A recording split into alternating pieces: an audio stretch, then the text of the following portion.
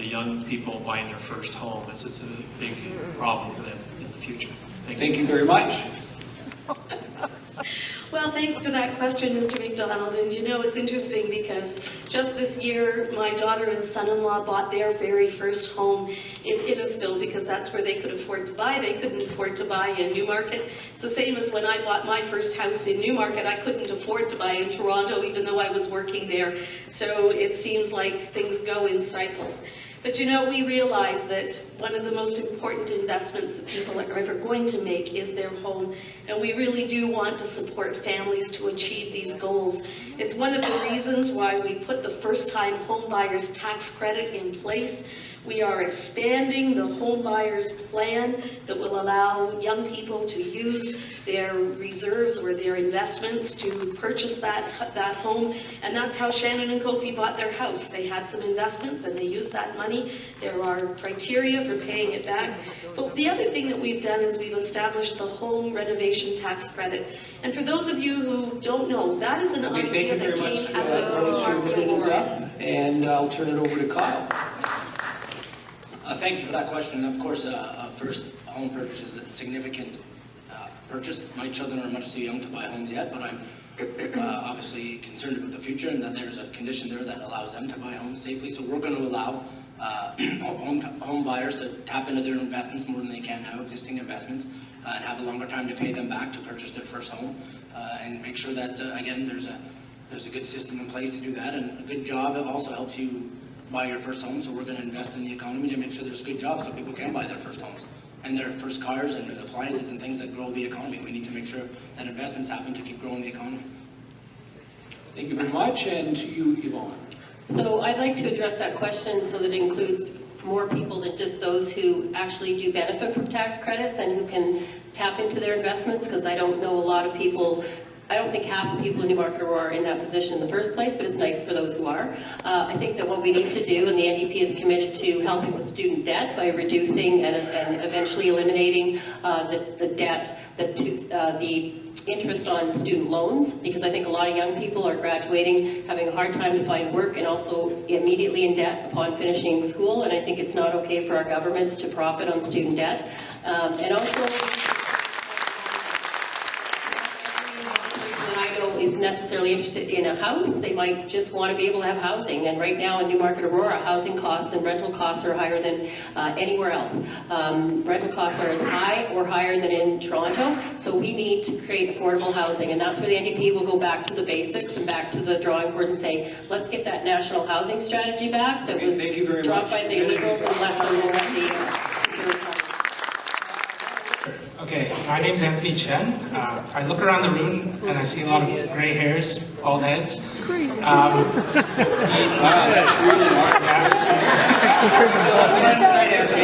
what I've read, there's more seniors now than there are youth 14 and under, and I want to know how you're going to address the problems and the needs of seniors, as well as how you're going to integrate youth to replace those workers that are headed out of the workforce.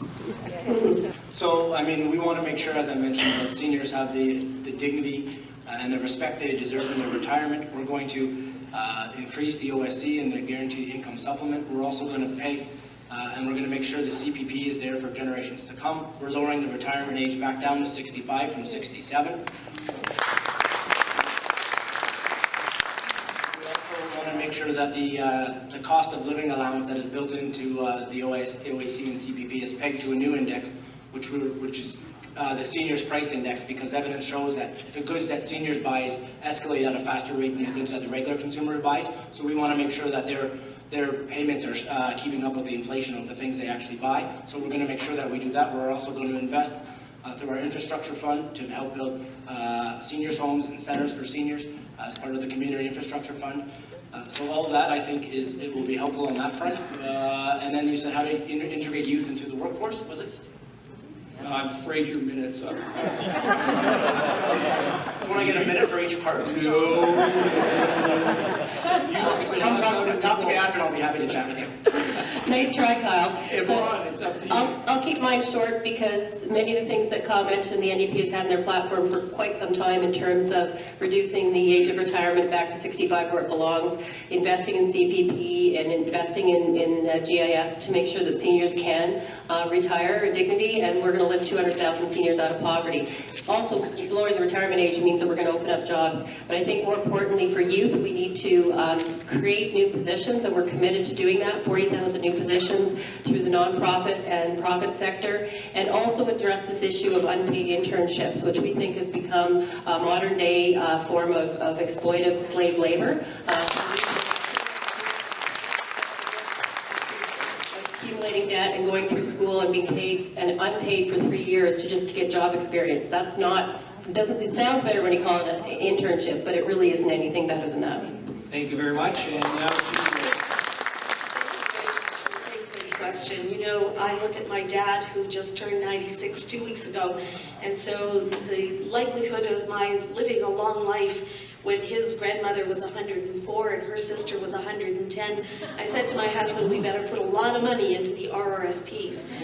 But one of the things that we do know is that people are living longer. And so we changed the conversion rate for RRSPs from 69 to 71, and in our most recent budget, reduced the amount that people need to withdraw on an annual basis, because we know that their investments need to go longer. But one of the things that I've been advocating to our Minister of Finance is to find some way that we can use the skills of our older workers to come back and mentor those younger people who are going into the jobs, because we're losing, as this group of people age out of their jobs, we're losing all of that skill and expertise. And I would really like to see a mentorship thank you very much, Lois. Your minute is up.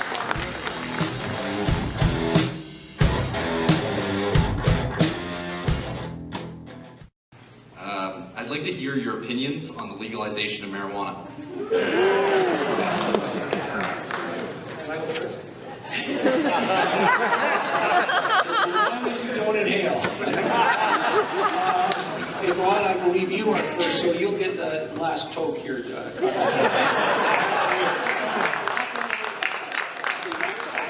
I'm first or last? You can go first, Yvonne. Oh my goodness, what a great question to end the night on, I have to say. The NDP's strong platform, and for the last 40 years, has been on the decriminalization of marijuana. That's where we stand, and that's what we will bring in.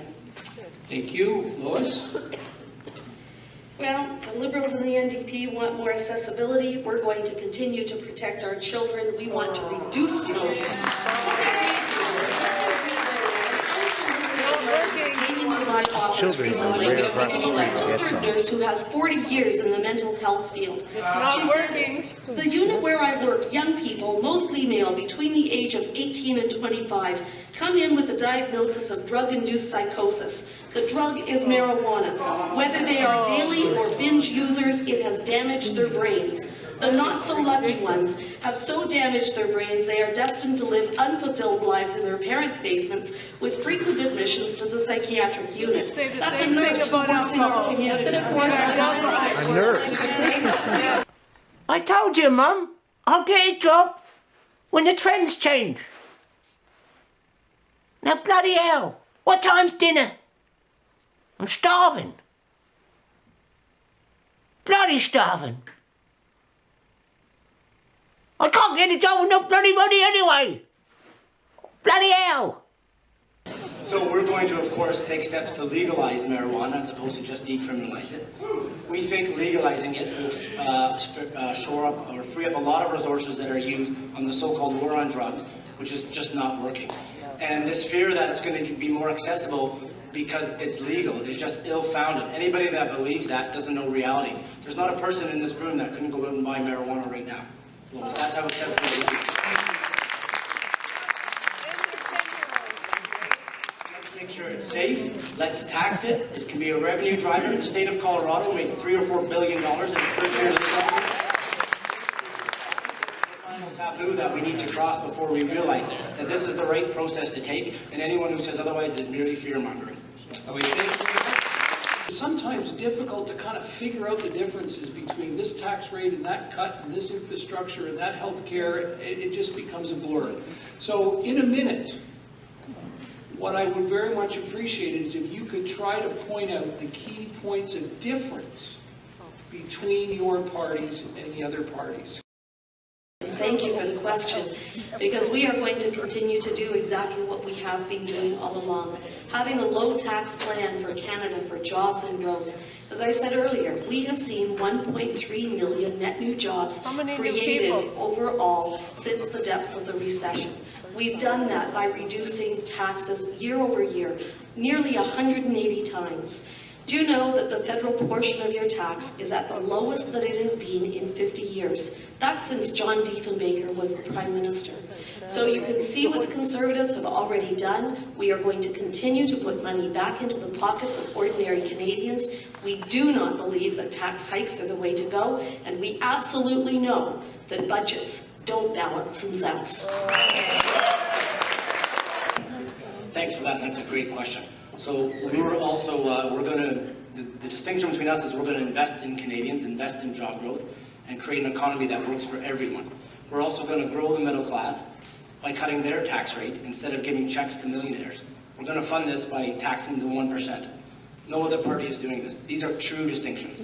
We're also going to help those fighting so hard to join the middle class by investing in things like affordable housing and a great child care benefit that will lift 315,000 children out of poverty.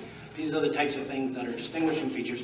Neither party wants to, we're going to use deficit spending to do this. None of my friends here are willing to do that. We're the ones being honest at saying to keep our promises is going to cost money. All these promises being made do cost money, but we're being honest enough to say it's going to cost to take deficit spending to meet it, and we're happy to do it because it's an investment in Canadians, and it's going to grow the economy and create revenue in the future. Thank you very much.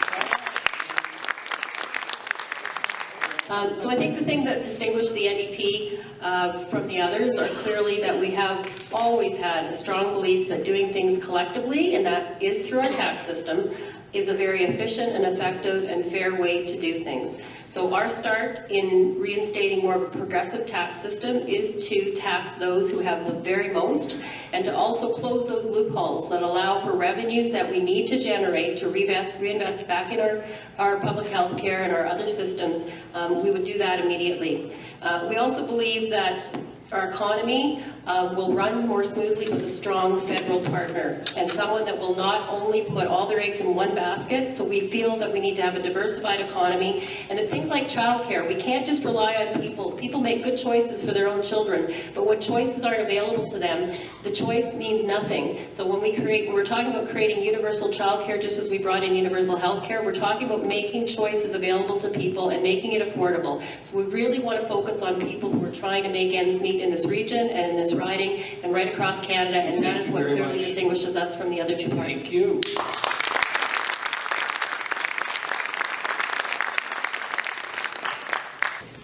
Starting tomorrow, there are a dozen days before you make a choice. A dozen days. How many times have you desperately tried to make it home to your kid's soccer game or school recital like I have, only to be trapped in frustrating gridlock? A dozen days. How many times have you watched the news and seen? A dozen days. How many times have you asked yourself, why do the top 1%, who own nearly 20% of this country's wealth, get the same child benefit I do? A dozen days.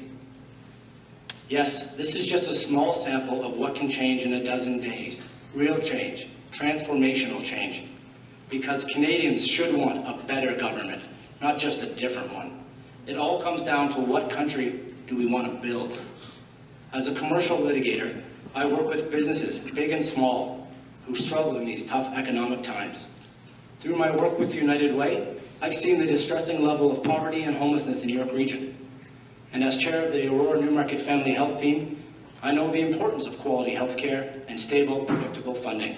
I understand the big issues because I deal with them in our community every single day. So I'm not afraid to be bold, to take action, to make a difference. And I want for my children what all of you here tonight want for your children. A better chance, a fair chance to have a living wage and for those seniors who've done their part to help Canada prosper, financial security in their golden years. In a dozen days, you can elect a new advocate for Aurora and a new voice for Newmarket.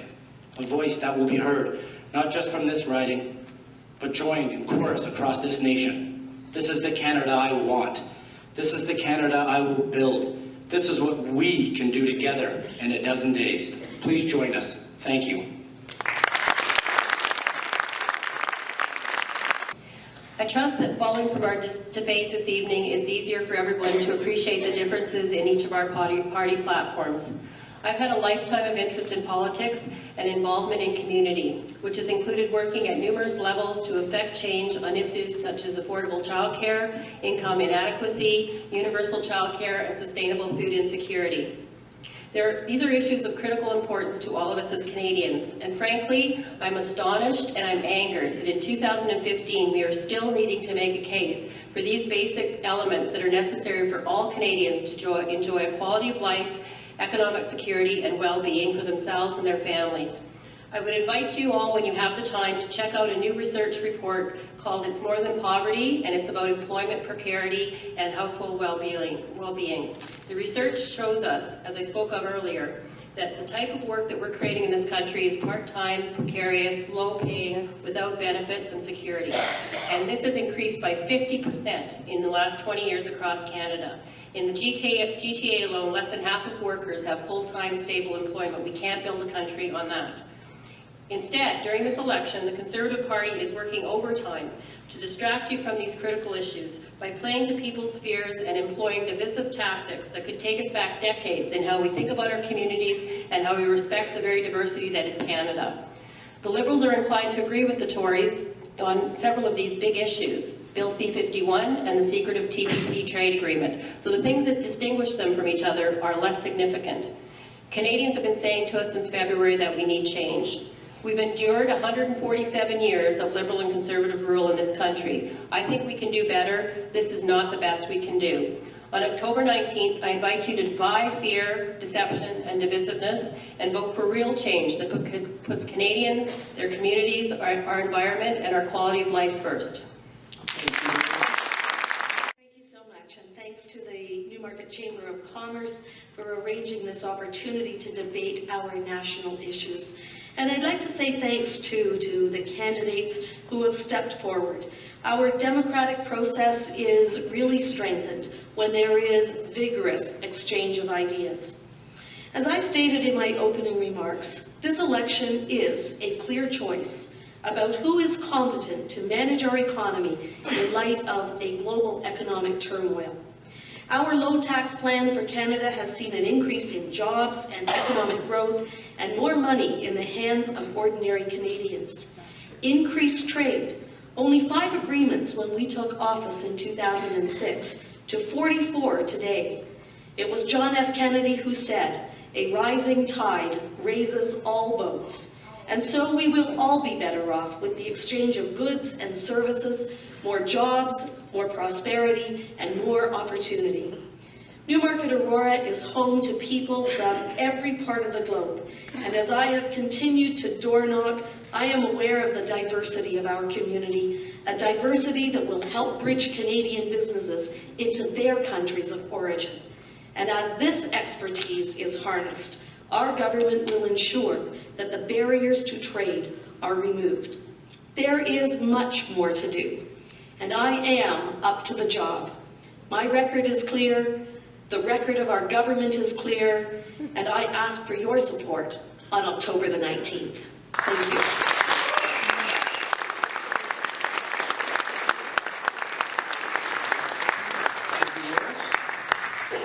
Well, ladies and gentlemen, that wraps it up for this evening. So on behalf of the Newmarket Chamber of Commerce, I'd like to thank all of the candidates again for their participation, and importantly, I would like to thank you for taking the time out of your evening to join us. We encourage you to examine the issues, speak with the candidates, and more importantly, please get out and vote and take some